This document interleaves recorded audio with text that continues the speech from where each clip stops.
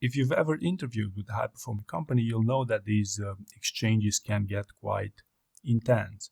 That's why in this video I'm going to mention 3 tips when it comes to dealing with such events. Okay, so the first tip I'd like to talk about here would be before your interview. So what happens is that not many candidates know that the types of follow-up and challenge questions you can expect during a job interview are quite predictable.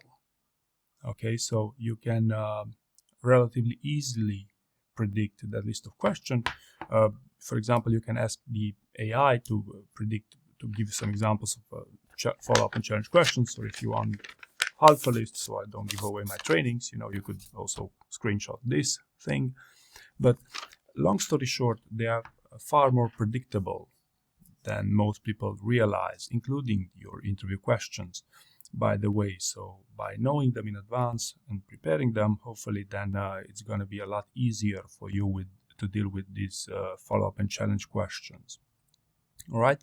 Now, the second point I'd like to talk about here, during the heat of the moment, during the heat of the interview, what happens is if you're not used to interviewing, or you don't interview well, you know yourself not interviewing well, chances are you will be too reactive.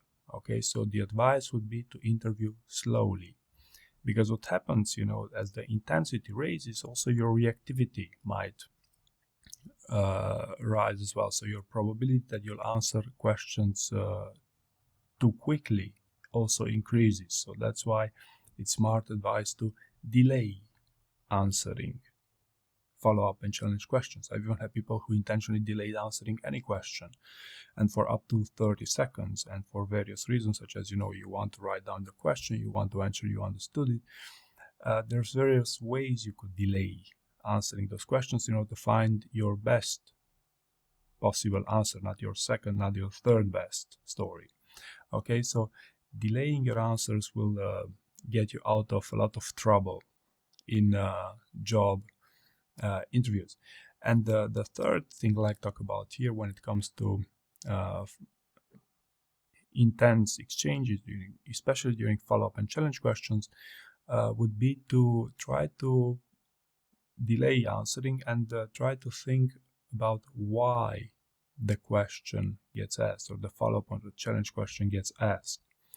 To name a few reasons here, they might be not understanding you. Okay, so you could be unintelligible during job interviews, which is actually quite a common occurrence in my experience, or maybe lack a bit of clarity of thought, or maybe you're a bit too rambling. Or another reason could be that you simply did not answer the question they asked. Okay, so this is why they're asking you follow-up and challenge questions. It's quite common for candidates to answer a different question in job interviews. Now, so to be clear here, if you're answering the same behavior that they're interested in, chances are they will be happy with what you're giving them, but there are candidates who deflect from the question they're asked, so that's why you could expect as well a follow-up and challenge question. Or another reason could be that you get into such an intense exchanges because they want to deep-proof your expertise. Okay, did you do what you say you did?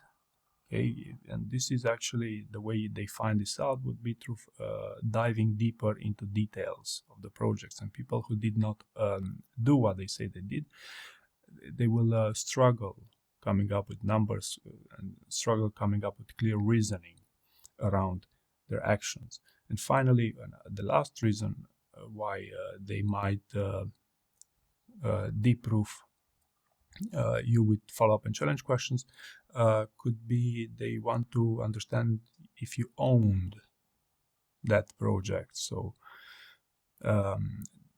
were you in charge of that operation as you say you did? Because what happens is many candidates want to take more responsibility, or want to make it seem as they had more responsibility in a bit to get up-leveled in these job interviews, right? So long story short, you can